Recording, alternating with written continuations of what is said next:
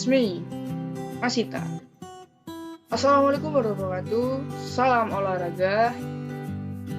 Pada kesempatan kali ini, saya Masita akan membahas kurang lebih dan banyak tentang altitude sickness pada mata kuliah kesehatan olahraga. Sebelum masuk ke dalam pembahasan yang akan saya bicarakan pada topik altitude sickness, saya akan memperkenalkan profil saya terlebih dahulu. Oke.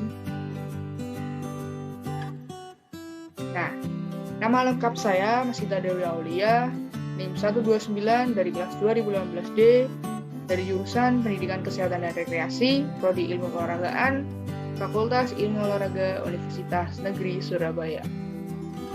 Karena sudah mengenal saya, dan ini profil saya, langsung saja kita tanpa banyak basa-basi masuk ke dalam materi. Apa sih altitude sickness? Nah,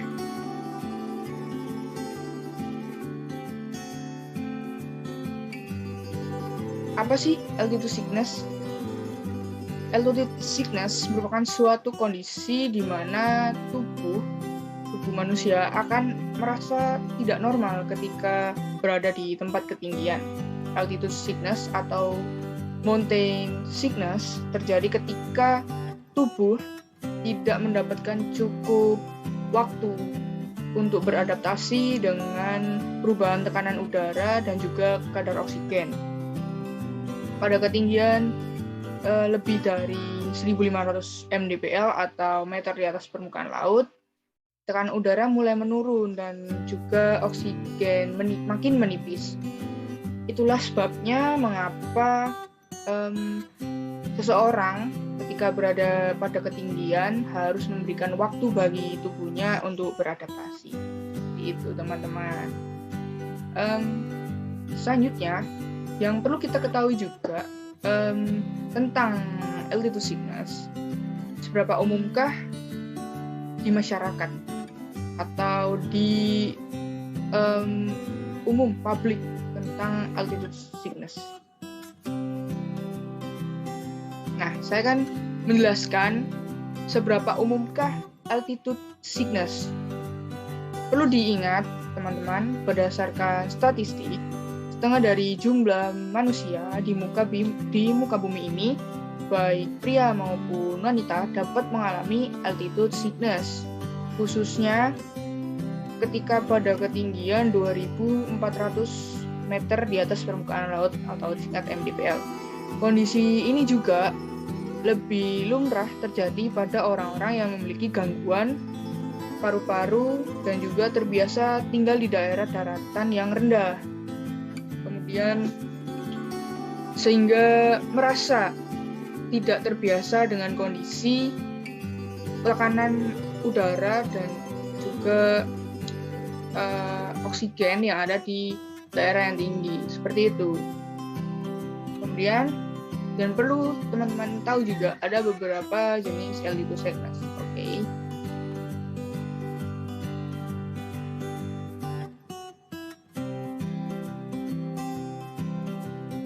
Nah, ini dia jenis altitude sickness.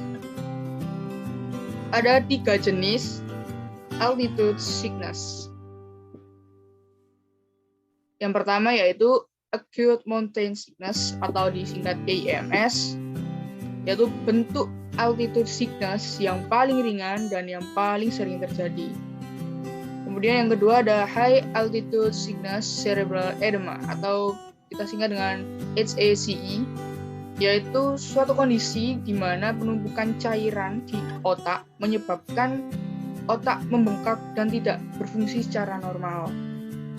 Kemudian yang ketiga ada high altitude pulmonary edema atau HAPE, yaitu kondisi di mana penumpukan cairan pada paru-paru yang menyebabkan gangguan fungsi organ tersebut atau kita sebut dengan edema paru, di mana ini bisa berkembang dari HACE yaitu high altitude cerebral edema, kemudian terjadi dengan sendirinya ke high altitude pulmonary edema, seperti itu.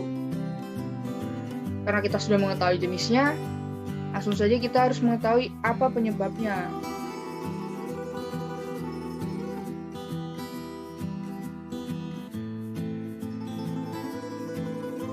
Nah, penyebab altitude sickness.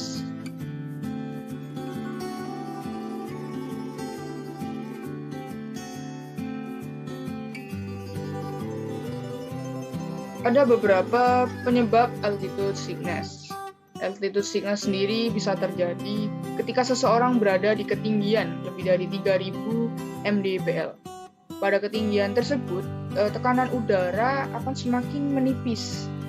Kemudian kadar oksigen semakin berkurang. Bagi seseorang yang merasa tidak terbiasa di ketinggian, tubuhnya perlu waktu untuk beradaptasi. Gejala altitude sickness muncul ketika tubuh tidak mendapatkan cukup waktu untuk beradaptasi. Kemudian juga tekanan udara dan oksigen pada ketinggian itu semakin menipis. Beberapa kondisi yang dapat menyebabkan altitude sickness yaitu terbiasa tinggal di dataran rendah, kemudian pernah mengalami altitude sickness sebelumnya, hingga mendaki terlalu cepat, lebih dari 300 meter per hari, terus jalur pendakian yang sulit dan membutuhkan banyak energi, kemudian menderita gangguan pada jantung dan paru. Jadi alangkah baiknya untuk memberikan waktu beradaptasi dengan cara break istirahat ketika perjalanan di pendakian. Oke.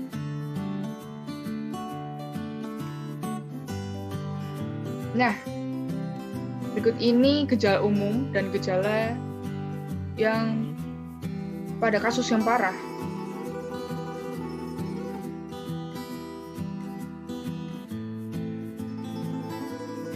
Akan menjelaskan sedikit dari dua topik ini. Gejala pada altitude sickness biasa muncul bertahap atau tiba-tiba dengan tingkat keparahan ringan atau berat, tergantung kecepatan seseorang saat mendaki dan juga ketinggian yang dicapai. Beberapa gejala umum yang terjadi yaitu ada sulit tidur, kelelahan, mual dan muntah, sakit kepala, jantung berdebar, dan juga sesak napas. Kemudian, pada kasus yang parah, altitude sickness bisa menyebabkan sejumlah gejala berikut. Ada kulit membiru atau cyanosis, yang kedua ada dada terasa ditekan, kemudian yang ketiga batuk berdarah, dan keempat sulit berjalan, kelima linglung dan mudah marah, dan yang keenam penuh kesadaran, di mana batas sadar dan tidak sadar itu hampir mendekati dan itu bisa mengakibatkan koma. Nah, karena kita sudah mengetahui penyebab gejala umum, kita juga perlu mengetahui diagnosis menurut dokter.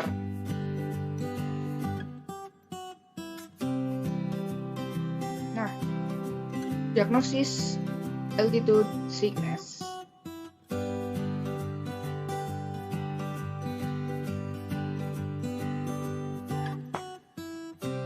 Perlu diidentifikasi juga dan sudah diidentifikasi oleh dokter juga ilmuwan. Orang-orang yang mengalami gejala dan keluhan di atas sebelumnya perlu dipindahkan ke tempat yang lebih rendah. Dengan begitu, keluhan dan gejala yang dialami akan berkurang.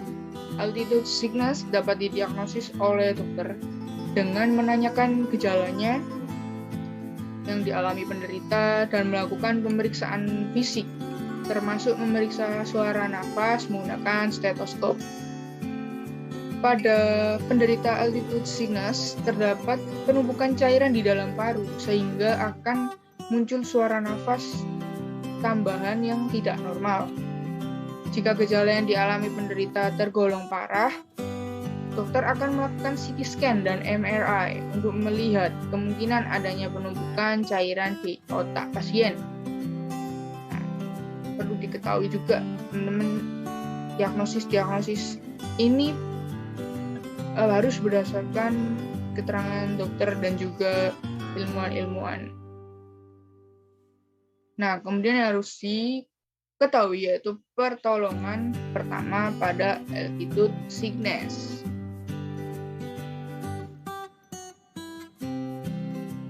Nah, ini dia.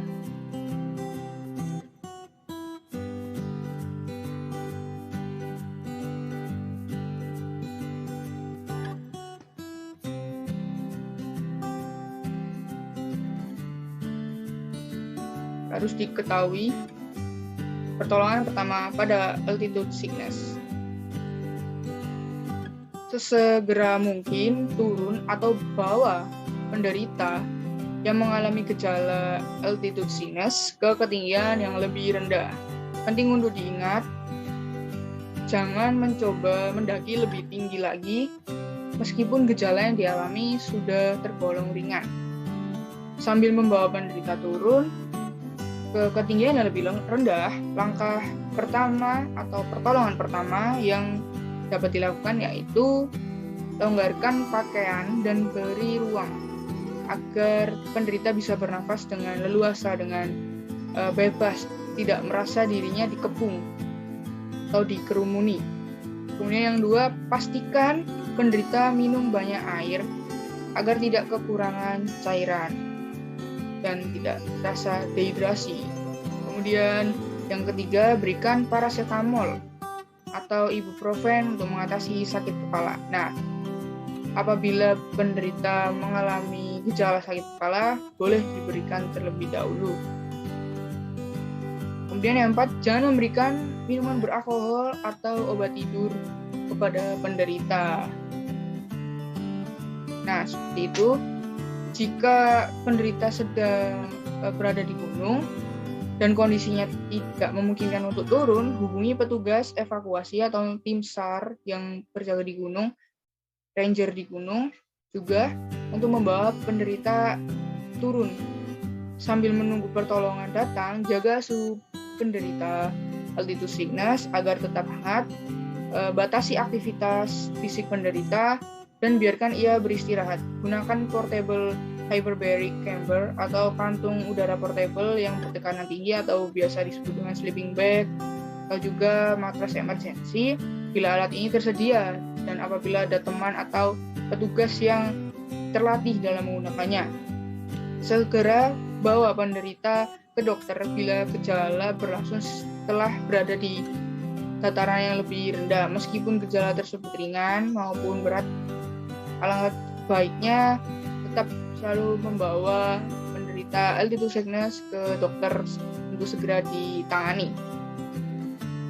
Nah, selanjutnya setelah mengetahui jenis, penyebab, dan juga gejala umum, dan juga gejala kasus yang parah, diagnosis pertolongan pertama, kita juga harus mengetahui pengobatan pada gejala maupun kondisi ketika mengalami altitude sickness.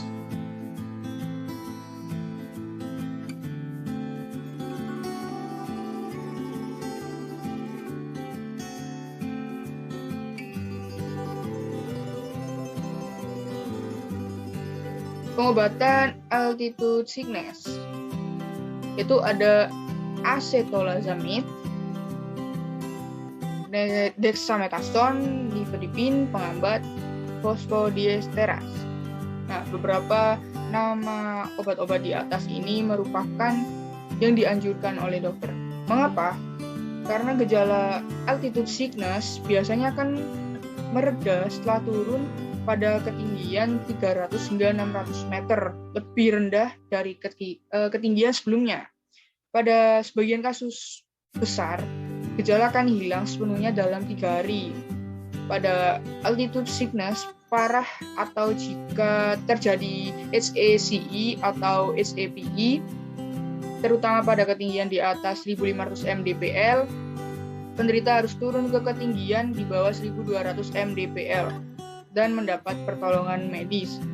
Salah satu penanganan yang dilakukan dokter, yaitu mengatasi memberikan obat seperti acetazolamide yang berfungsi untuk meredakan gejala sesak nafas.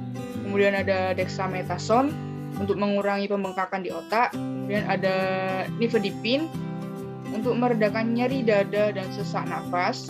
Kemudian ada penghambat fosfodiesterase, di mana berguna untuk meningkatkan aliran darah ke paru-paru.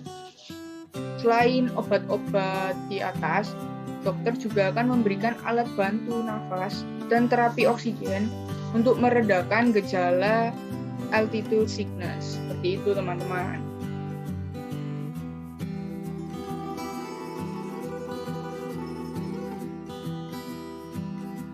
Nah, ini juga kita perlu ketahui, yaitu komplikasi pada altitude sickness. Altitude sickness merupakan kondisi yang sangat berbahaya jika tidak segera ditangani. Penderita dapat mengalami komplikasi. Nah, ini ada beberapa resiko-resiko komplikasi yang terjadi pada altitude sickness jika tidak ditangani dengan sesegera mungkin. Yaitu ada edema paru, di mana terjadi penumpukan cairan di paru-paru, kemudian ada pembengkakan otak, hingga bisa terjadi koma dan juga kematian. Nah, maka dari itu, harapannya teman-teman bisa tahu bagaimana secara umum gejala, mengetahui penyebabnya juga, jenis, dan tak lupa teman-teman juga harus mengetahui diagnosis menurut dokter dan juga pertolongan pertama pada gejala altitude sickness dan pengobatannya. Dan juga yang terakhir, teman-teman harus mengetahui pencegahan altitude sickness juga. Saya akan share tips gaya hidup sehat dan pengobatan rumahannya. Nah, pencegahan altitude sickness.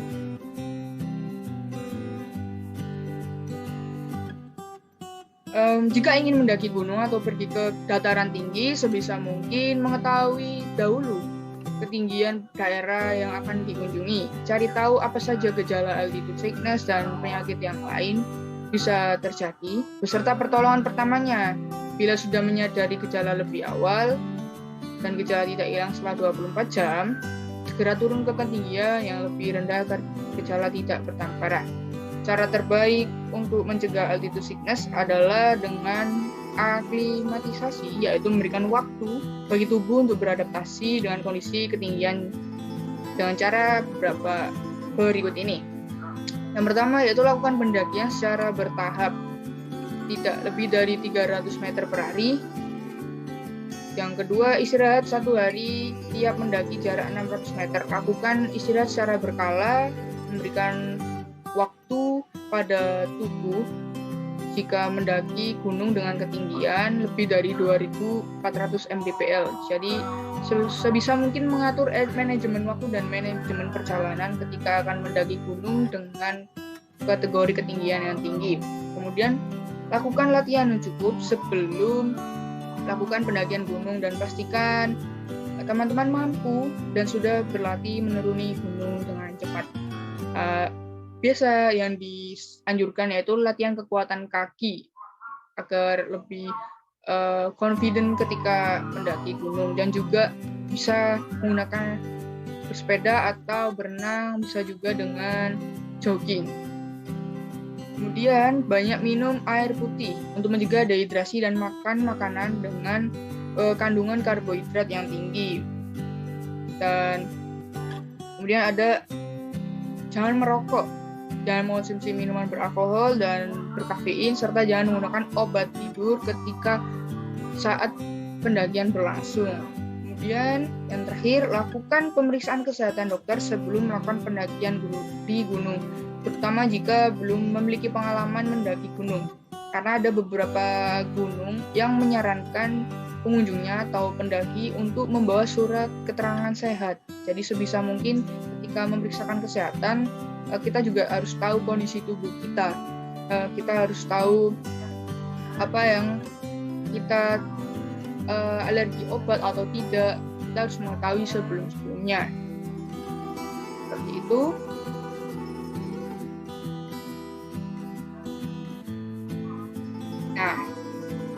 Saya akan memberikan tips gaya hidup sehat dan pengobatan rumahan dalam menghadapi altitude sickness. Beberapa gaya hidup sehat dan pengobatan rumahan yang dapat membantu dan menghadapi altitude sickness, yaitu jangan melakukan kegiatan pendakian rumahan yang dapat membantu dalam menghadapi altitude sickness. Pendakian yang tinggi dan cepat, setidaknya kita perlu 2 hingga 4 hari agar tubuh terbiasa dengan keadaan di ketinggian. Kemudian, sebelum melakukan pendakian, harus menghubungi dokter dan minta instruksi mengenai apa saja obat-obatan yang harus dibawa untuk mencegah altitude sickness. Kemudian, istirahat yang cukup, karena ini sangat penting, dan kurangi begadang, karena kita tidak akan tahu apa yang terjadi besok. Mungkin bisa saja di perjalanan kita sakit, walaupun sebelum di perjalanan kita sehat walafiat. Lalu tak lupa juga minum air putih dalam jumlah yang banyak dan menambah kadar karbohidrat dalam tubuh untuk meminimalisir efek ketinggian. Yang terakhir, saat berada di ketinggian, bergerak dengan segera ke tempat yang lebih rendah apabila mengalami gangguan saraf dan pernafasan. Terima kasih. Itu beberapa tips dari saya. Nah, saya ucapkan mohon maaf apabila ada salah kata, kondisi yang tidak memungkinkan, dan juga pengucapan atau pelafalan yang terlalu berburu-buru. Saya mengucapkan sekali lagi mohon maaf. Dan akhir kata saya mengucapkan wassalamualaikum warahmatullahi wabarakatuh. Salam olahraga.